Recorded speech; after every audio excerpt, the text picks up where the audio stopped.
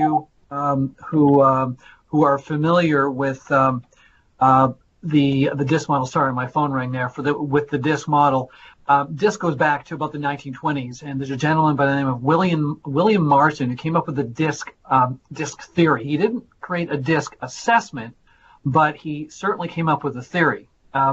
And then from there, assessments were developed and created that came along specifically in the 70s. And the company DiSC, or Everything DiSC, which is now a Wiley brand, and we've been a Wiley partner for, well, going way back about 15 years ago, we were Profiles International partners. They were bought by Wiley. Inscape was bought by Wiley back in 2012. So under the Wiley umbrella, there's a number of assessment tools, and they have a whole division dedicated to assessments. There's something very interesting about Inscape. I actually took a DiSC assessment going way back, probably about 25 years ago, and very interesting that the way they used to do it was all by paper. And back in the 90s, they actually came out with the version for online, and it's been enhanced ever since. Just an interesting note on William Marston, who developed the DiSC theory, and he actually wrote a book called Emotions of Normal People. I thought that's kind of an odd title opposed to Abnormal People, but he also invented the lie detector machine and invented the comic book character Wonder Woman, because he was a huge women's rights advocate. So I thought those were just two little interesting tidbits. But just to give you a sense of those of you who are familiar with DiSC, they're all based, and there's lots of DiSC tools out there, but the Everything DiSC is the Wiley brand, and that's where the DISC comes from. The little I is really just a branding thing. People do ask, why the little I, and it's just to differentiate Everything DiSC from all the other DiSC tools that are out there. So let's move along. So today's topic is you learning about your DiSC style and your DiSC management style. I'm going to talk a little bit about the DiSC tools in a minute. We do want to explore your priorities. So what drives your DiSC style? I want you to develop a model or an approach to understand how to recognize others' DiSC styles, because this tool is used. It's an interface style tool used to help you identify with your style and others. And then you've got some specific management tendencies, and we all have those. And at the end of this, and throughout the course of this next hour, I'd like you to I want you to figure out how you can identify some opportunity for yourself. How do you want to grow by using this sort of tool? Just to give you a sense, we use assessment tools as tools in our toolkit. For those of you who don't know, we do a lot of executive coaching. I use DiSC and other tools. We do a lot of leadership development, always do some sort of DiSC assessment for those going through leadership development programs. And even when we're doing strategic planning, to enhance the effect of a strategic planning initiative, I do like leadership teams to take DiSC assessments so that we can understand how to more effectively work with one another. So just some of the applications there are very important. There are three main, well, there's more than this, but these are the three main types of DiSC reports that Everything DiSC provides. Workplace, which is really about how everyone in an organization should work well together. Again, recognizing your style, other styles, and being more effective with one another. Wiley, or Everything DiSC, they use management. I use management in terms of managing your business, lead the people. Wiley uses the term management leading one-to-one, meaning a manager leading one other person, versus the Work of Leaders report, which is leading one-to-many. So just some of the terminology we'll use. We're going to be focusing in on the management report, because any of you or all of you who took the report or took the assessment would have received a management report. So we're going to be focusing in on that one. All three of these reports use DiSC, the fundamentals of DiSC at its core. Management asks some additional questions relative to leading others one-to-one, where Work of Leaders will ask other questions relative to leading one-to-many. So there's slightly different assessments. Each one takes about 20 minutes. And if you've taken if you've taken Workplace to take management, you're really just adding a few additional questions. And if you have more questions on how that works, you can certainly let me know. So what I'd like everyone to think about and I'm just flipping through some of my notes here. You should have a report in front of you, and if it's electronic or printed, what I'd like you to do is I'd like you to turn to page number 2 in the assessment. I want to introduce you to the concept of DiSC and how this report actually works. Very useful, very intuitive, but I think taking you through it and helping you understand some of the areas, some of your strengths, some of your weaknesses will be very helpful. But let's start on page number 2. First of all, what this report measures is it measures your preferences and your tendencies, or whoever takes the assessment. It measures their preferences and their tendencies. It's not about skills and abilities at all. These are preferences and tendencies. We all have preferences and tendencies. It helps you understand yourself and others. And the more effective we are at understanding ourselves and what our preferences and tendencies are, and if we can read others, which I'm going to give you tips and some techniques to do that, that will make you more effective at influencing, communicating, leading, all the things you need to do to be an effective manager or leader. There are 4 DiSC styles. You'll see the D, I, S, and C stands for dominance, influence, steadiness, and conscientiousness.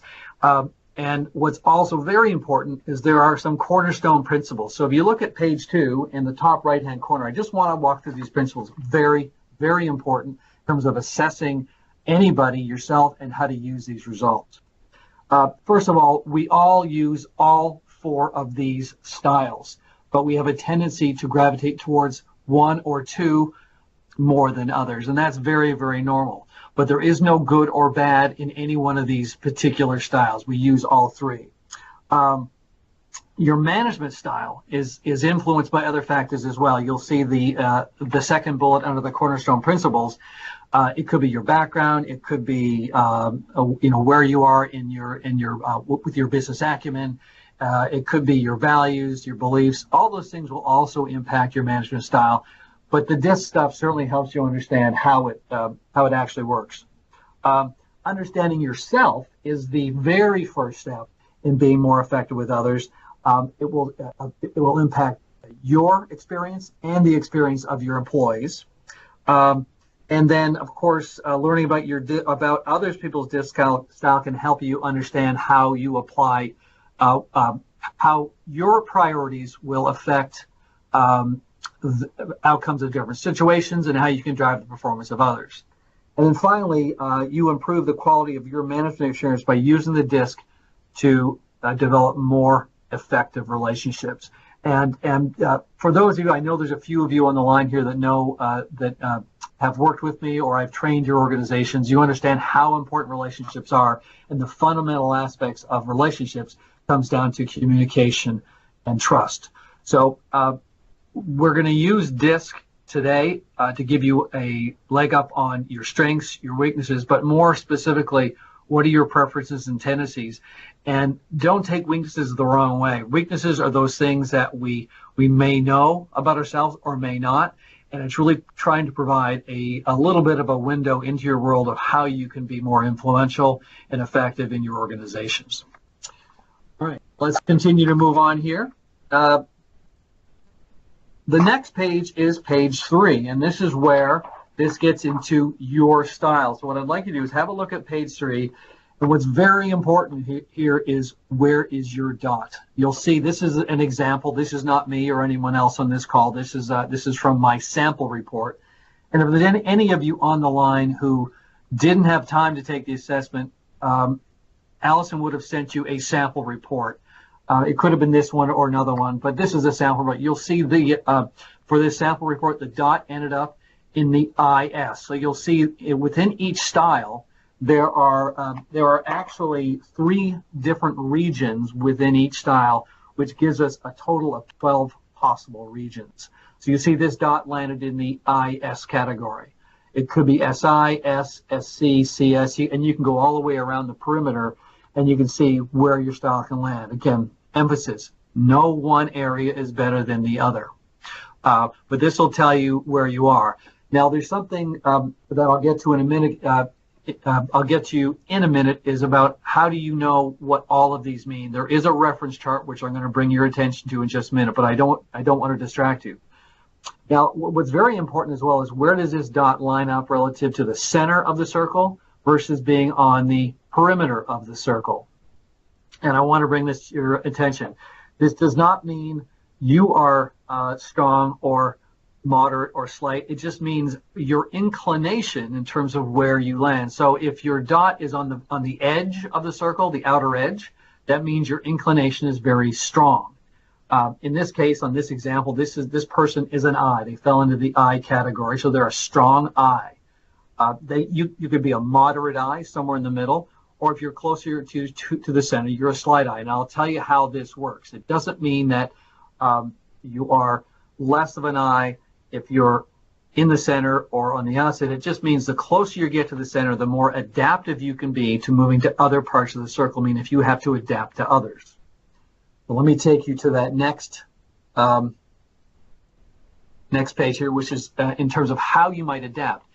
In a few slides from here, what we're going to do is I'm going to give you a method on how to figure out where an other might land without actually seeing their report. There is a way, there is a method for you to understand how to actually read somebody. For instance, but let's see if the other that you were trying to work with or work closely with or influence were a strong C. You can see the other where I had that circle or the dot, and let's just say you were a strong or you were a moderate I, or actually let's go with strong I. For you to adapt to a strong C, that's a long distance to go. Imagine taking a rubber band and trying to stretch it. It takes more energy to stretch if you're on one end of the perimeter to the other, versus if you were a moderate I, it takes you less energy. And what that means to me and how I tend to read this is that people who are closer to the center have the ability to adapt more easily because your preferences may not be as strong given certain situations. So this is just the basis. Just so everyone understands, we're trying to cram a lot of information into a short amount of time, which isn't a bad idea. Oftentimes, debriefing these reports can take much longer. If you're debriefing a large group, it can take even longer. What we're trying to do today is give you a basis for how to use DiSC in your environment for yourself and to improve your personal effectiveness or the effectiveness of others. Now, if I could have you flip over to page 4, what page 4 does, it provides, based on your style, where your dot is, and it says your dot tells the story, it gives you a description of your style. Now, what's very important here, because this is a computer-generated tool, although quite valid and accurate, the reliability is very high, it's not perfect. And what we don't want to do with anybody is say, look, if you don't like what you read, you still have to accept it. That's not actually the case. What we say is, look, identify those areas that are most like you. Identify those areas that are not like you. And if you're not sure, put a question mark, but certainly underline those areas that describe you the best. Because what we're trying to do is personalize this report to you. And remember, you're the only one reading it. We actually are going to post this on YouTube and LinkedIn so everyone in the world can see it. I'm completely joking. We're not going to do that. This is for you and for you alone. And we want you to be able to use this for your personal reflection and usage. So what I'd like you to do, I'd like to give you just a few minutes here to read through your report. And what I'd like you to do is put a check mark that it's like you, not like you, an X, question mark if you're not 100% sure, and then absolutely underline an area that is 100% like you, that really strongly describes your style. And make sure there's about 3 statements, because as we get to the end of this webinar, I want you to jot down a few things for yourself. So I'll give you just a couple minutes to do that once you start, and we'll come back in just a minute. Go ahead.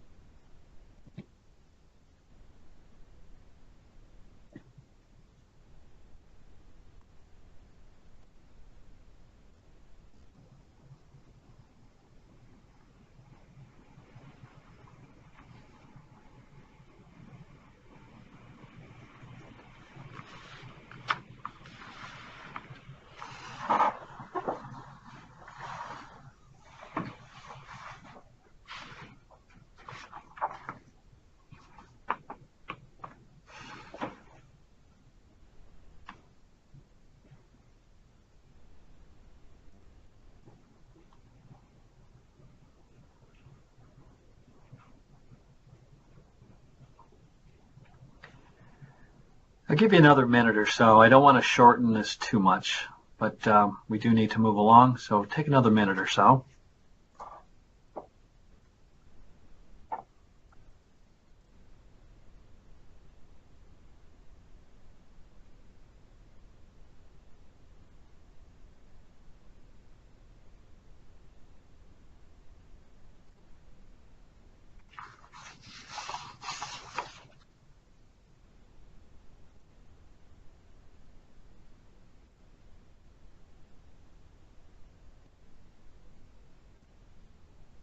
Okay, start to try to wrap up here. Be sure you have at least 3 areas underlined that best describe you. Like I said, we want to use that, and they could be things that are very positive. They could be things that are things that you might want to work on, might want to change. It could be an overused strength that you have. But this effort is designed to provide you a mirror of sorts. Now, what's interesting about this is what you've said about yourself. This algorithm has been around for many years. The tool has been improved. They've gone to adaptive testing, which means that depending on how you answer certain questions, it will ask you very specific questions versus if you answered a question another way. The idea is to personalize this to make the validity of the results as strong as possible. But knowing that people are people and computers are computers, it's not going to be 100%. But the feedback that we get, the anecdotal evidence from the people who use this tool that we've worked with over the years, it's remarkably accurate, but we know it's not perfect. All right, so let's get that as a starting point, and just so you know how we do this with other organizations is we and other groups is we walk people through this, whether it's one-on-one or working with groups, but it's typically a good strong eye-opener on how you see the world and again about your preferences and tendencies. And what's interesting about this, if you read through this, and I've had some people say, hey Dave, you know what, this stuff, I just don't buy any of it. And then I'll make a suggestion. Well, share it with a friend or share it with your spouse. And they usually come back and say, you know what, I was being a little bit obstinate, and yeah, it is a lot like me. And that's usually what happens when those who may not see themselves the way others see them. It's just a reflection. So, take that for what it's worth. This is information. What you do with it is up to you, but it is, it is something that you can leverage in the future. And let's go to the next slide. Now, there's another part of this that, if you look at these circles here, these are priorities that are established or defined based on this tool. So if you think about your management priorities, and let me just get to my notes here. Hold on one second. I get ahead of myself a little bit. There's a couple things. There's shading that is very important. So you can see that based on the way the shading goes here, that you use all elements, all different styles, I should say. And in this particular case, where the example here is S, this person is a moderate or a slight S. They also use their I, their D, and their C, and they have some additional shading over into the area that's defined by objectivity. So what this is telling you is that based on these, let me see, 1 to 8 priorities for management, you're going to have about 3, perhaps 5, depending on the additional shading. And I think it's very important to understand that. So if you look on page 5, page 5 then starts talking about, well, what shapes your management experience? What are your priorities? In this particular case, you'll see that the priorities for this individual, and of course, it didn't quite map up exactly. Okay, let's just see here. So for this one, we have an IS. You'll see what we have is this individual values collaboration, providing encouragement, giving support, and ensuring objectivity. The question is, what are yours? And what I'm going to have you do here is I'm going to have you read through these. Similar exercise. What's like you, not sure. Even though I'm not indicating it here, is there anything here that is very, very much like you? Underlying things that might be very much like you. But this shading also expands the story. Just like the dot tells the story, the shading expands the story in terms of where you put your priorities. And if you think about what your priorities are, they don't always line up with others' priorities. So if you don't see eye to eye with somebody, it's because their priorities may be different. And these are core behavioral priorities, who you are, what you prefer, and what your tendencies are. So I'll give you this is a little shorter than the last one. I'll give you just a few minutes here. Go through it, do the check, X, question mark exercise, and see how you come out. Go ahead.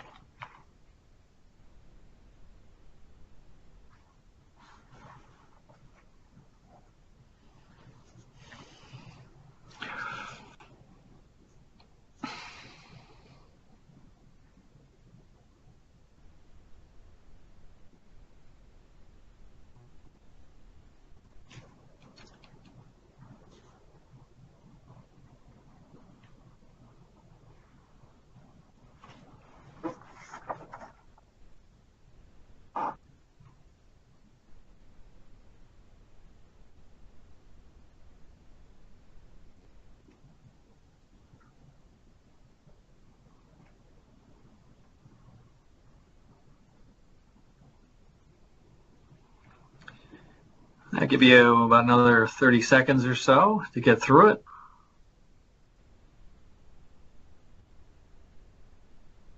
I do recognize some people work faster than others, so I try to give as much time as possible and still get through the entire session.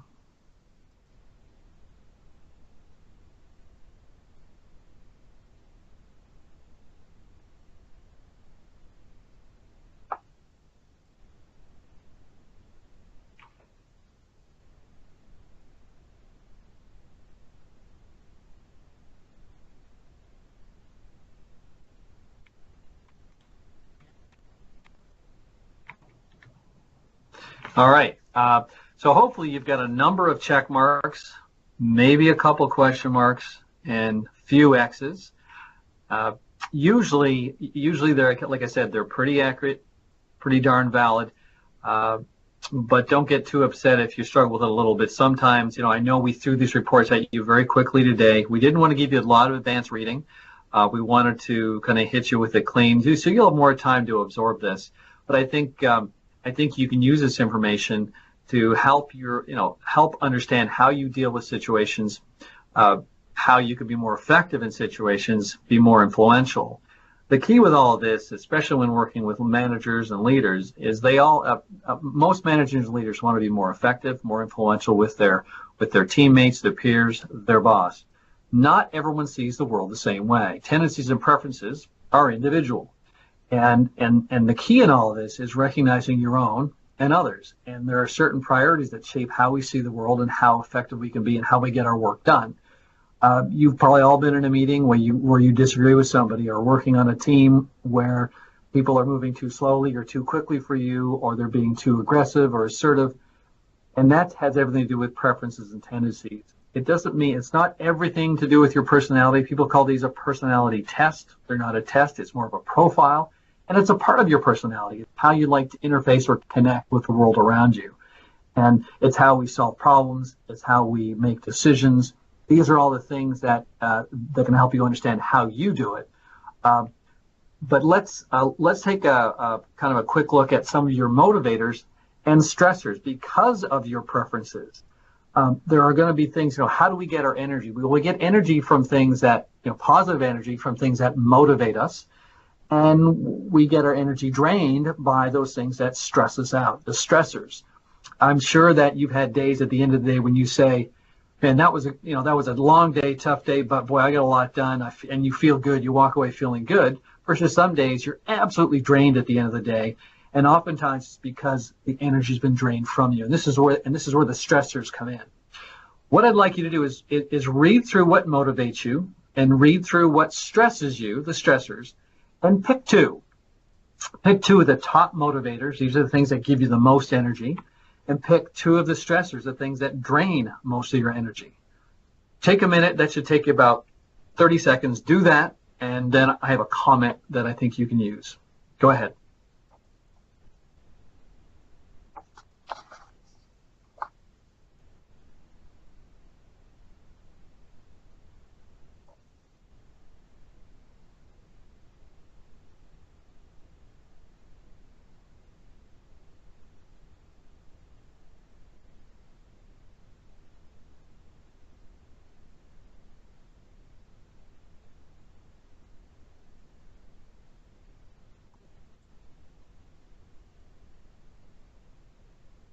Okay, hopefully you've got a couple things jotted down here, a couple stars or X's or circles. You've chosen two of each.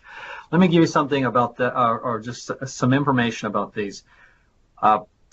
People gravitate towards what motivates them, towards what gives them energy. It's normal, the natural thing. But sometimes you need to act differently, or you need to exercise different muscles, different leadership muscles or management muscles in different situations. And we tend to shy away from those things that cause us stress. So what does that mean? Now, it means it doesn't mean we have to always be there, but as long as we know what causes us stress or what's more difficult, we can work at it, we can exercise it, we can learn how to work through those things that are more stressful, especially if we understand what those things are. If we can't identify it, it's very difficult to deal with it. So these are two things, each side, motivators and stressors, that you can remember. Motivators give you energy. You're going to be naturally good at, you're going to naturally gravitate towards. Don't overuse those things that motivate you, because they may not be ideal for every situation. And same with the stressors. Know that those are going to be difficult. You might shy away, or you might react in a way that others may not appreciate. So you have to figure out what those situations are and how you can leverage them again to be more influential and effective. Interesting, there's a book out there written by Marshall Goldsmith, and it's called, well, he's written a number of books, but this particular one is called What Got You Here Won't Get You There. And it essentially implies what has made you successful to this point won't necessarily take you forward, this point forward. And it's very important to understand that sometimes it's a matter of I've been successful at this point in spite of the things I haven't been doing well.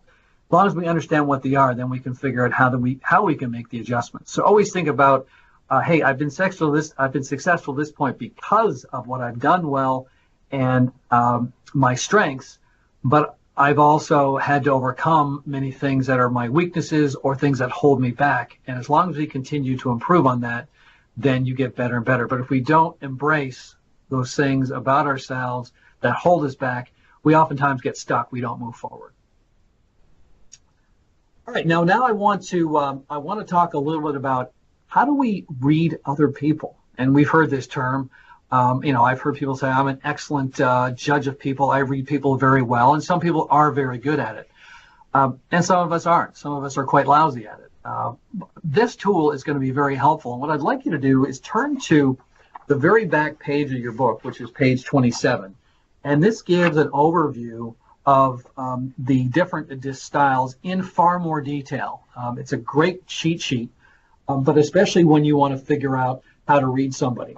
So we'll use this, and you can see there's really three steps. The first two steps are on this are on the slide. First thing you want to do is before we get into this exercise, I would like you to select somebody. Pick somebody who you work closely with, someone you know well enough. If it's a direct report of yours, that's even better, because I want to teach you how to be more effective at working with your employees. If not, it could be a peer or even your boss. Not a bad idea. Sometimes learning what drives and what motivates your boss is a great idea if you haven't already figured it out. But I'll give you like 10 seconds. Pick somebody, jot their name down, just anywhere on a piece of paper.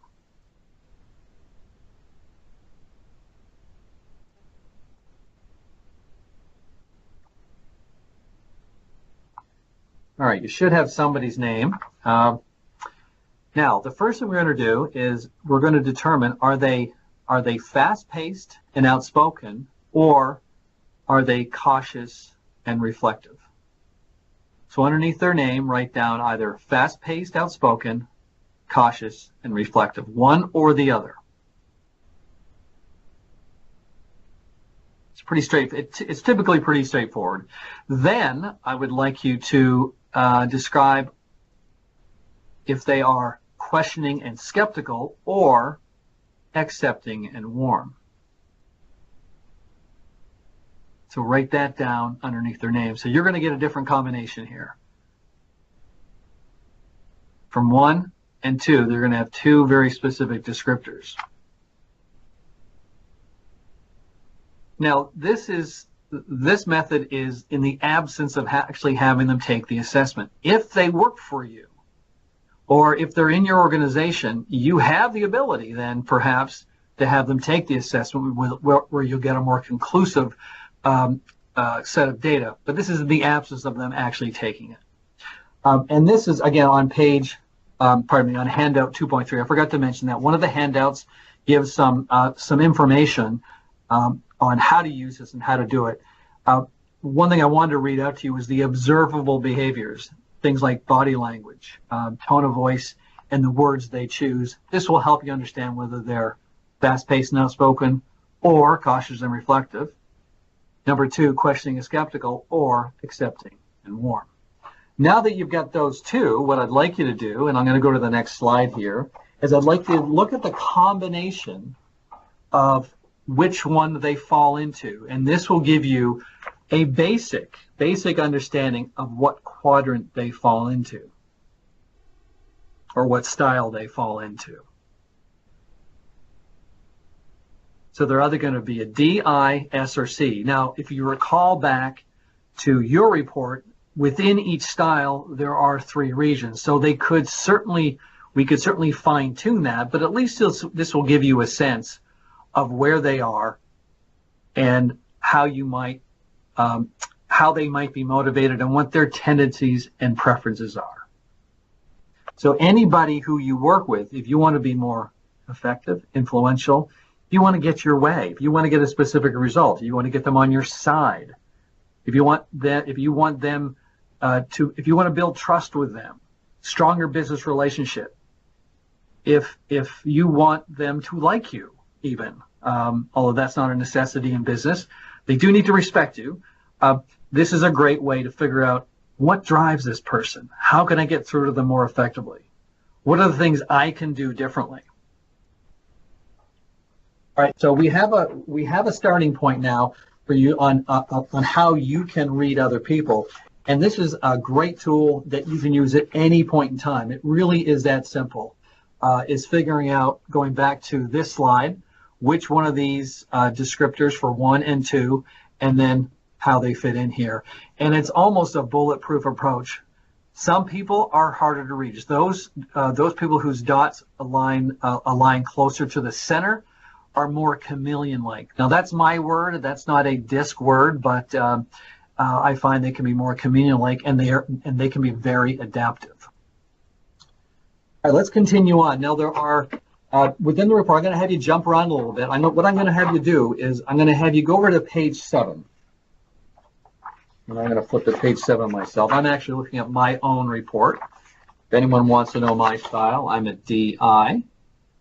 I've taken this report, well, I've taken this assessment probably 3 times in my lifetime, and going back as far as 25 years ago, and I've been a DI ever since. So it doesn't change a whole lot, and I did take the everything DiSC that many times. So just interesting. Well, let's go to page 7. And there are really 3 areas that I want to bring attention to. So your directing and delegating style. This is as it relates to others. That's why a few moments ago I wanted you to select somebody and try to determine their style.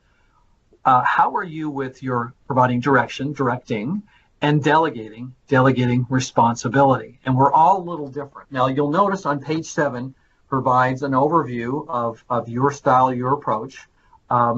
And there are strengths and challenges. So how strong are you? What are the strengths that allow you to be effective at directing and delegating versus what are your challenges?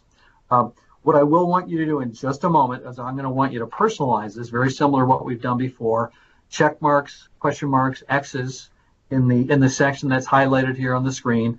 And then down below, select one strength and one challenge. But before you do that, what I'd like you to do is very quickly just skim through pages 8, 9, 10, and 11. What those pages do, they help give you an understanding of how you can be more effective with your directing and delegation, working with different styles. So if you look at page 8, it says how do you work more effectively with the D style, with the I style. On page 9, 10 would be the S style, and 11 would be the C style. So this gives you almost a user's manual on how to manage yourself relative to being more effective with others. But again, it's a function of what the other's style is, which you can now that you are experts at it, you can figure this out. So if you actually put this into action, it will be very useful in terms of you being more effective with others. Now, let's go back to page 7. Why don't you do the personalization? And very important, put those stars where I want you to pick one strength and one challenge. Go ahead.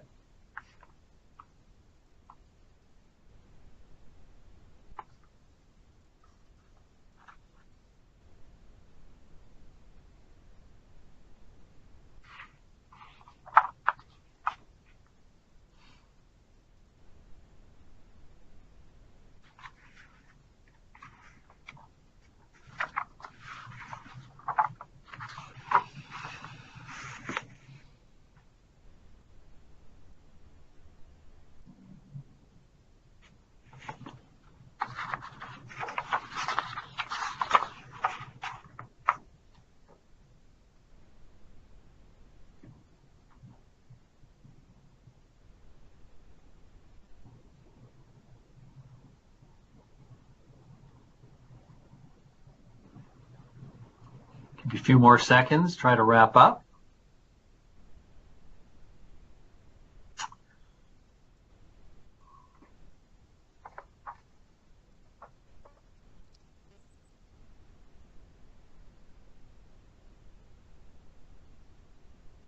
Okay, so you should have a strength and a challenge. Now remember, sometimes strengths overused can become weaknesses, or they can appear as weaknesses.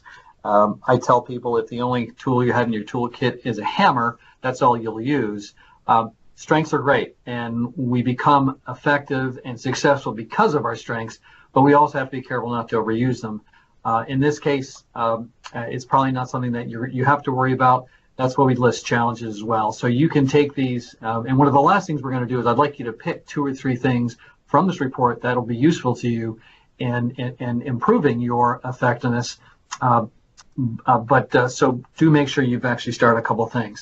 Next thing I'm going to do is have you flip over to page 12. So like I said, there were 3 distinct areas that I want you to pay attention to. So page 12 talks about how you motivate. We talk about motivating people, and I've heard people say, I'm going to motivate my team. I'm going to motivate that person. Well, if they're not motivated by something, you're going to have a very difficult time motivating anybody. But what this really refers to is what kind of environment you create. So you'll see on page 12, it says motivation in the environment you create. And you create an environment where people can thrive and grow. Well, what this is telling you, this says, how do you effectively go at that? And again, it's a function of where your dot is and the shading, but it gives you some language. So I'd like you to personalize yourself. And then under the environment you create, pick one that you think is most motivating to those people who you manage. Because I want you to emphasize that. I want you to continue to work on that. And that is something that you should never lose sight of. If you're good at something that does drive and motivate people, work on it hard. But remember, it's about those who you manage, or if you're part of a team, those who are around you. So I'm going to give you a few minutes to do that. Go ahead.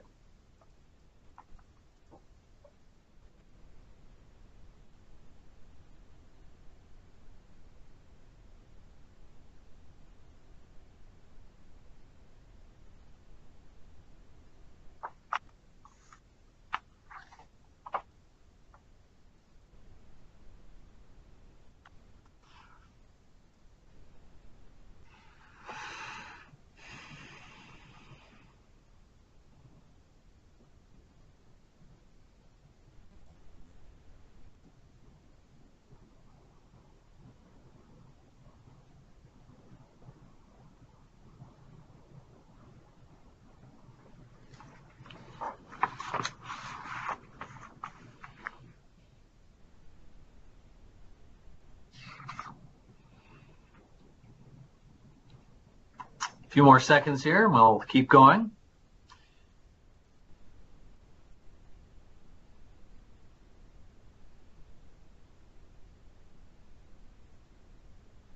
Okay, good. You should have something there. Make sure you have that star there under the environment you create. What area, what is most motivating to those around you? Very similar to the last section, pages 13, 14, 15, and 16 help you understand how you can be more effective in building a motivational environment for the specific styles, the other styles. And what's interesting about that, if you think about it, if you have a team of people around you, they're all different styles, and yours may not match up well with theirs. So part of this is you need to create an environment that is, there's some level of universal motivation, but you also have to tap into what others motivate, and that's a function of their style. Again, where do they get their energy from versus where do you get yours from? Very important. Oh, and just a point here. If there are those of you out there who are Myers-Briggs people, the Myers-Briggs and DiSC, I didn't mention this in the beginning, have similarities, crossovers, but they are different tools. Myers-Briggs is in all types.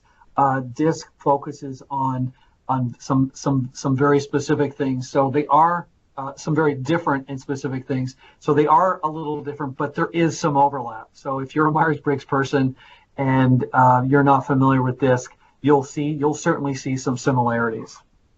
All right, okay, so one of the last things we're going to do, and this is the third area that helps you understand how to be more effective, is what is your approach to developing others? And this is on page 17 in your report. And you'll notice pages 18, 19, 20, 21, again, speak to how you can be more effective with others based on how you develop others. But you'll see here that what we have, same concept, there's a description for you, but then there may be some advantages and disadvantages to your approach, to your preferred approach. Remember, this is not how you always act. DiSC is about what your preferences and tendencies are. So you might say, well, Dave, I don't do it this way all the time. Yes, but where you get your energy from, what are your preferences, that's where you're going to be more satisfied. The motivators, your personal motivators versus your personal stressors. So again, with this one, what I'd like you to do, I'd like you to think about, I want you to read through, personalize as best you can, and then select one advantage and one disadvantage to your preferred approach based on your DiSC style.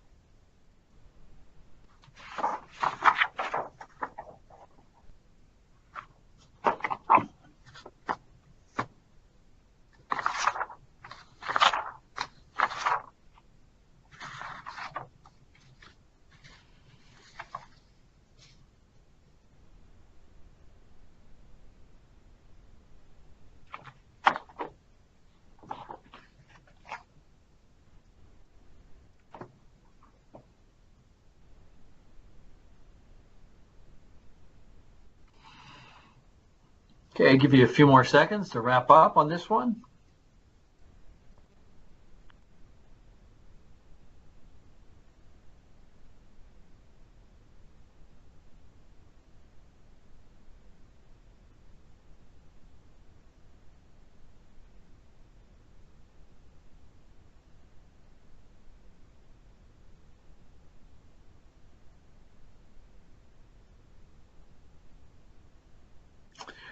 All right, so you should have a couple stars under advantages, one under disadvantages. And the reason why I'm having you circle and underline things and put stars, we're going to get to an exercise in just a minute. I'm going to come back to this slide in just a moment. I put them out of order. I've changed the order on the fly here. I want to talk a little bit about some things that you want to remember out of this. That's what we're going to get to. So this is going to be your handout 1.1. If you can get your hands on that. And as part of that, I want to just spend a few minutes going through page 27. I think that's going to be important for you to understand because this is a great cheat sheet user's guide. I don't have page 27 up on the screen, but you certainly have it in the back of your report. This highlights the 4 styles, specific styles, and then based on how you can read others, it shows you those white blocks there: active, fast-paced versus methodical, careful, and then of course the questioning and skeptical versus warm and accepting. You can see that those give us some descriptions in terms of how can we describe people, how can we figure out what their style is. I just want to take a few minutes though going through each one of the styles, because I think this will be helpful in you understanding yourself, but also others. If you think about dominance, the D, the high Ds, these are the very fast-paced, driven, results-oriented types. Sometimes you might notice impatience in your Ds. That's not a bad thing necessarily. We need all different styles in a workplace. We all use this. We all use all the styles, but your high Ds, your strong Ds have a tendency to drive very hard, and again, can be a little impatience. What you're going to notice is self-confidence. You're going to notice people that are going to potentially taking risks, can be forceful, assertive. Limitations, though, sometimes they have lack of concern for others. And again, you might think if you are a D, you might say, well, no, that's not true. But if you step back, you might go, well, yeah, well, possibly. I did mention the impatience and the perception of insensitivity. The true motivators are power, authority, winning, success, and fears are losing control, perhaps being taken advantage of, vulnerability. And that's sometimes trust building for Ds is tough because vulnerability is a key ingredient of trust. Let's talk about influence for a minute. So influence is a little bit different. Influences are people who are all about working with others, encouraging teams to work together, the collaborative aspect. Oftentimes motivated by the limelight or the focus of attention. I don't mean that in a bad way. It just means eyes are very people-oriented, and they want to be recognized for their accomplishments. They tend to be very friendly, open atmosphere. Fears, really interesting, social rejection. So eyes like to be in the know. They want to know what's going on, and they want approval from others. So they're looking for encouragement. If you have an employee who is a high I, they're looking for a certain level of encouragement and affirmation that they're doing a good job. You'll notice them, they're very sociable, talkative, sometimes the social butterfly in the organization, the coordinator, this cruise director, whatever you want to call them. And then, of course, limitations. Sometimes there can be an impulsiveness or lack of organization. These are things to look for when you're identifying people, in addition to what I've given you early. The S's, I liken the S's to your very loyal, steady as it goes types that don't love change. Doesn't mean they won't change. They don't love it. Sometimes they even hate it. But the S's, S stands for stability or steadiness in this case. Let's see here. Collaboration, process orientation, finding the proven way. Once they found the proven way, they don't like to be taken off that because they found a proven and repeatable approach. You need S's in the organization. The high D's and the high I's have a tendency to can take the organization or the process off the rails because of their enthusiasm or their creativity. The S's say, slow down, let's figure this out, and they can sometimes be viewed as bottlenecks. They're not. Let's be clear about that. They're not. They're part of the equation. They're motivated by stable environment, sincerity, opportunities to work with others. We see fears, obviously loss of stability, aka change. Let's see, offending others. They're all about team orientation and relationships more than team orientation, but they do like the team orientation piece. What you will notice is calmness, steadiness, very much team player, loyal people. And not that everyone else isn't loyal, but that is where they put their emphasis. And let's see what's on this list. Good listener and humility, very, very important. So if you're looking for characteristics that define us, those are very good. Limitations can be passive aggressive, tendency to avoid conflict, may not hit things head on at times, and again, not a horrible thing, but things to pay attention to. And then your C's, which is conscientiousness, relate to precision, quality orientation. What I notice in manufacturing environments, those who are in quality assurance or quality control tend to have a C orientation because it's that precision, perfectionist approach. You've got to have the C's in organizations. They provide a lot of checks and balances, but you'll see that they're all about ensuring objectivity. They tend to be very black and white, challenging assumptions. There's a certain amount of skepticism that's in there. And I don't mean bad skepticism, but critical thinking, motivated by opportunities to exercise their knowledge and experience, and obviously what I said earlier, their attention to quality. Fears, they do not like to be criticized. People who are perfectionists hold themselves to a high standard that they can't even meet at times. We have to keep that in mind. And they don't like being wrong, even though they are sometimes. For any C's on the line, yes, you are wrong sometimes, but you just don't like being called out. So you'll notice precision, sometimes people are being reserved, sometimes people say C's are introverted. Not all of them, but some can be, where the I's are more extroverted. And limitations can be overly critical. Oftentimes people who fall into the DiSC or CD category can be very difficult because they want a very specific result a very specific way. So if you do fall in that category, or your boss does or someone else does, recognize that that's where they get their energy from, their motivation from. And sometimes they do isolate themselves, meaning they want to analyze the data. They want to understand it. They want to get every last piece of information that they can use to be right, to get the right edge, to get the level of quality that everybody is looking for. Now, what's important with all these, if you liked or disliked anything I said, that's okay. All of these are good. We all use all of these. It's a function of what drives you, what motivates you, and your preferences, but it's also about particular situations. So very important to understand that. So what I'd like you to do here is I'd like you to just take a few minutes, go back through your report, and I would like you to write down 2 or 3 things that you want to remember, that you may want to exercise. It could be a strength you want to say, well, I'm good at it, I want to be great at it. It could be something you want to continue doing consistently. It might be something you want to change. It could be a challenge. It could be a disadvantage of what you're doing. But I want you to jot something down that you think you could do more of or less of to be more influential and effective. And remember, every situation is based on the context as well as the other person's style. But go ahead, I'll give you a few minutes, and then I want to wrap up on one slide. Go ahead.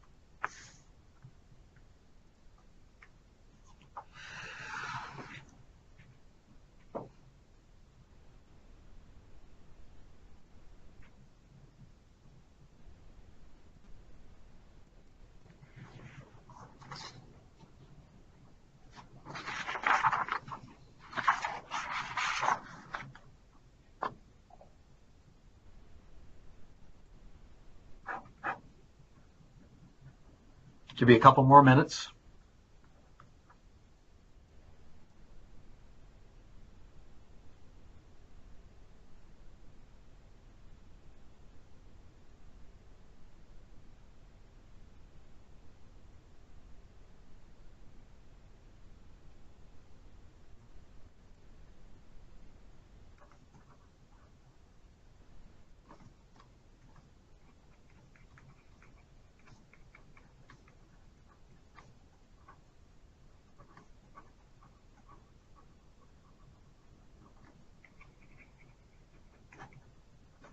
Okay.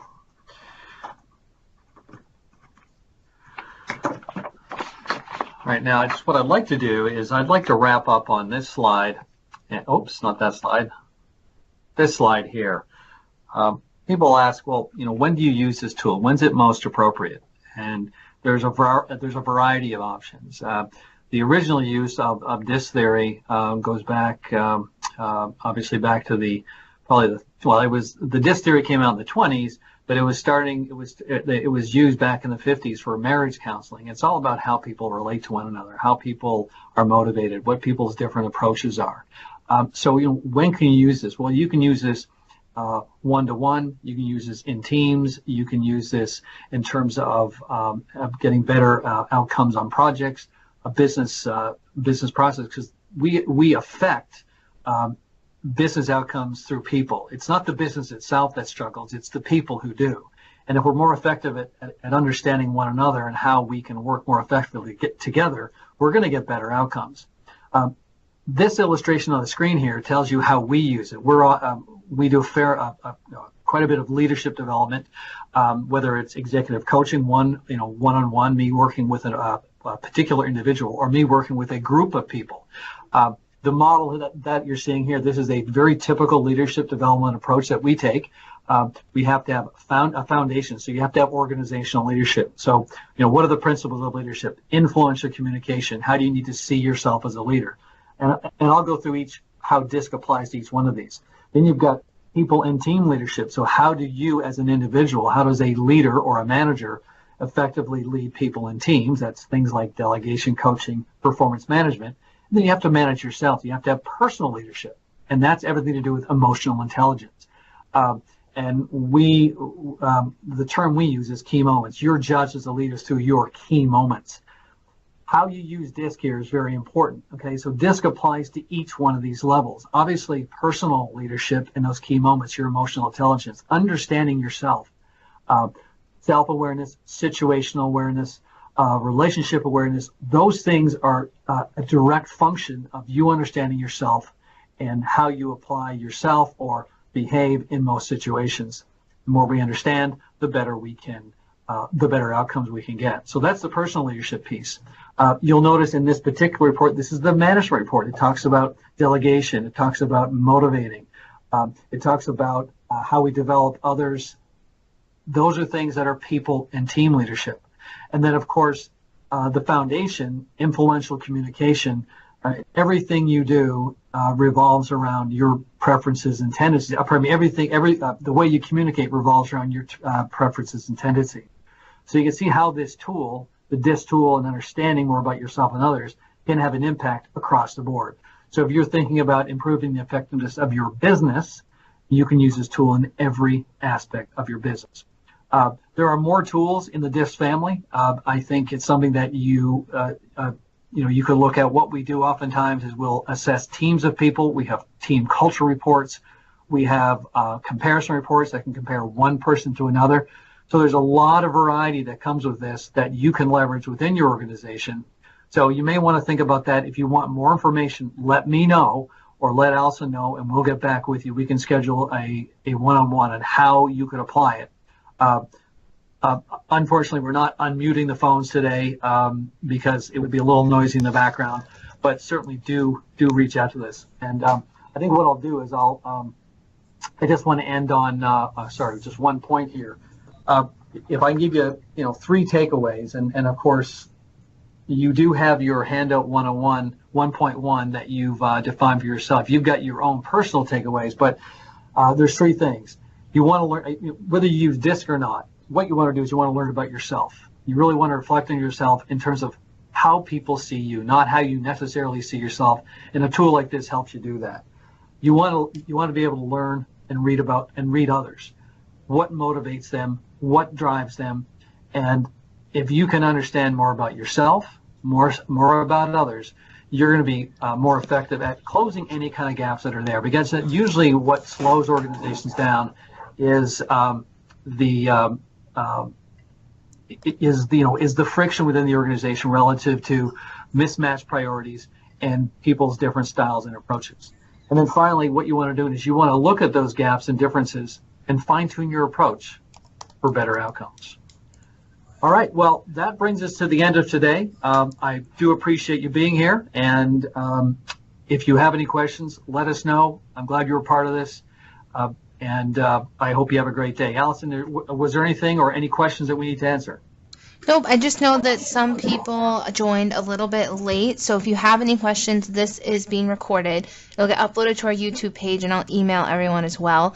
And like Dave said, if you want to set up some one-on-one time, you have questions about your report, please let us know. We'd be happy to do so. All right, wonderful. Well, hey, thank you, everybody. Hope you had a good time today, and I hope we can serve you in the future. Thank you. Bye-bye.